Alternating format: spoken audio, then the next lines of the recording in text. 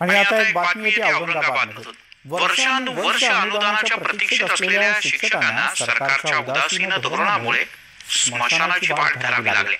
जोपर्यंत शिक्षकांचे प्रश्न आणि अनुदानाच्या संदर्भातला निर्णय घेतला जात नाही तोवर शिक्षकांनी उपोषणाचं हत्यार कायम उपसायचं ठरवलंय।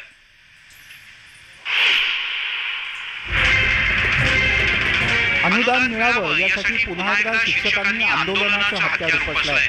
मात्र सरकारला याचं काही सोयरसुतकच उरलेलं नाही। त्यामुळे या उदासीन प्रशासनाला जाग आणण्यासाठी शिक्षकांनी थेट स्मशानाचीच वाट धरली।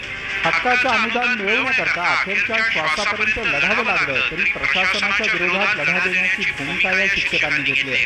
त्यामुळे गेल्या 16 दिवसांपासून औरंगाबादच्या स्मशानभूमीच्या बाहेर गजानन खैरे या शिक्षकानं अन्नत्याग आंदोलन सुरू केलं।